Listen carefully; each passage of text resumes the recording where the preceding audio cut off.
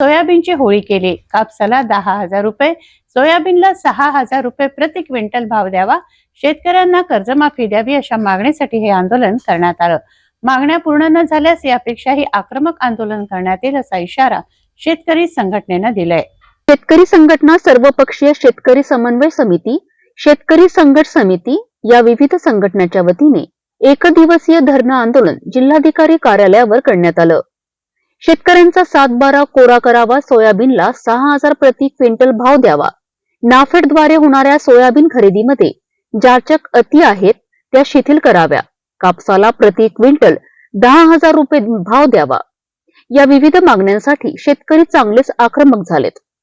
जिल्हा कचेरी समोर त्यांनी सोयाबीन व कापूस जाळला, प्रचंड नारेबाजी केली। न्याय मिळाला नाही तर आणखी आक्रमक आंदोलन करण्याचा इशारा शेतकरी संघटनेने दिलाय।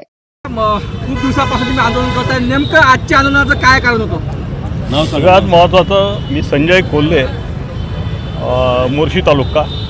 सगळ्यात महत्त्वाची गोष्ट असं आहे की विदर्भाच्या भूमीवर सध्या नवीन सरकार आलेलं आहे आणि अधिवेशन नागपूरला सुरू आहे। देवेंद्र फडणवीस मुख्यमंत्री झाले, आनंदाची गोष्ट आहे, पण त्यांनी ज्या गोष्टीचे आश्वासनं दिले आणि ज्या गोष्टीसाठी आंदोलनं केली, त्यांच्या आंदोलनामध्ये त्यांनीच म्हटलं होतं की सोयाबीनला 6,000 रुपये भाव मिळाला पाहिजे, त्यांनीच म्हटलं होतं कापसाला 10,000चा भाव मिळाला पाहिजे, त्यांनीच म्हटलं होतं की भावांतर योजना लागू झाली पाहिजे। आज त्यांचं सरकार आलं आहे आणि ते म्हणतील देतो, करू, पाहू वगैरे चालणार नाही, कारण नवीन सरकार आलं आहे, बंपर मतांनी आलेलं आहे, भरपूर बहुमत आहे, त्यांना आता कोणाची साथ पाहिजे नाही आहे आणि विदर्भाच्या भूमीवरती आज ते आलेले आहे।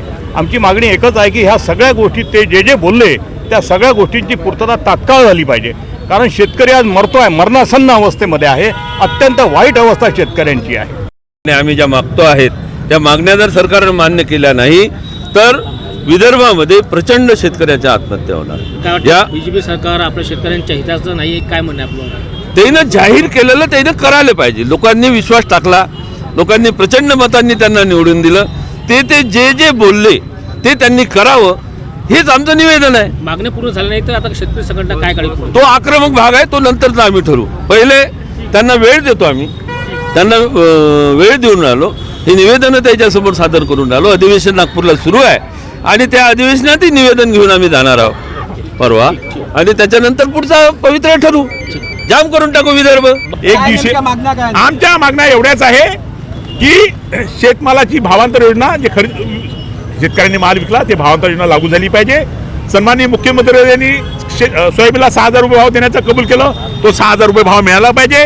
नाफेडच्या मार्फत सोयाबीनची खरेदी सुरू आहे, पण तो भाव 49 म्हणजे जवळपास 5,000च्या पर्यंत भाव आहे, पण शेतकऱ्यांची नाफेडची खरेदी सोयाबीनची सरसकट झाली पाहिजे, त्याला जाचकडी रद्द झाल्या पाहिजे आणि शेतकऱ्यांचा 7/12 कोरा करण्याचं अभियोजन माननीय मुख्यमंत्र्यांनी दिलं, त्यांचं आणि कापसाला 10,000 रुपये भाव मिळाला पाहिजे, ह्या आमच्या मागण्या आहे। ह्या मागण्या सन्माननीय मुख्यमंत्री आणि नवीन सरकारने अंमलात आणाव्या एवढीच अपेक्षा आहे।